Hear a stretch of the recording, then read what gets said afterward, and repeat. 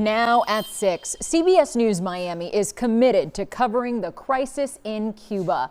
Tonight, talks are underway between the U.S. and the island nation. Cuban leader Miguel Díaz-Canel making a bombshell announcement earlier today, confirming for the first time that the island faces an economic crisis and intense pressure from President Donald Trump.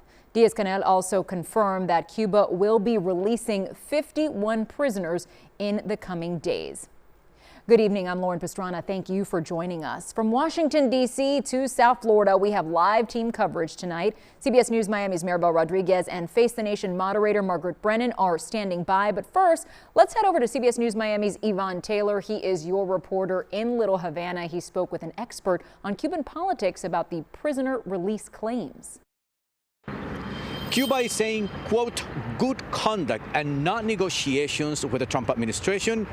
That's what the island government says is the reason that these prisoners are being released. Now, in South Florida, this created anticipation for political prisoners. Well, take a look of how Cuba is responding.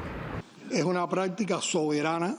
It is a sovereign practice, responded Díaz-Canel, adding, we were not forced to do this. We are doing it because of what it is said in the note. And it says a lot about our humanitarian practices. They are people that have maintained good conduct. Release of prisoners. They didn't use the word political. Andy Gomez is a prominent expert on Cuban politics and U.S.-Cuba relations, as well as a senior fellow at the University of Miami. He tells me Cuba claims to not have political prisoners. Those who protest or go against the regime face criminal allegations not related to politics. I want to see before we react, who are the 51 they're releasing of thousands? Who are they?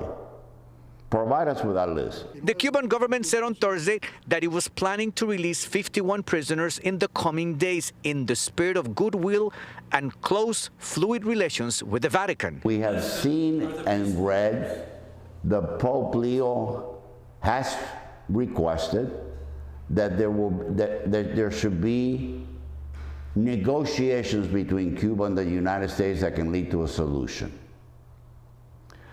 But clearly to me, after today, I'm not sure Cuba wants a solution. Gomez addressed with me the fact that Díaz-Canel mentioned the recent shooting of a Florida flag boat in Cuban waters. 4 of 10 Cubans from the U.S. were killed after the government accused them of opening fire on local troops.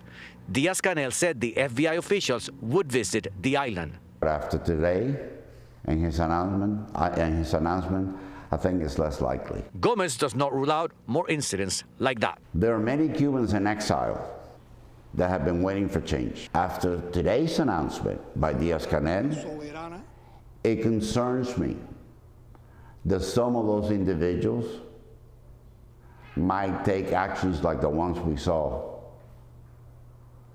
these 10 men trying to get into Cuba. And Andy Gomez believes that the conversation between Washington and Havana will take a turn starting today because Cuba is not willing to take a step towards regime change. We are in Little Havana. Yvonne Taylor, CBS News, Miami.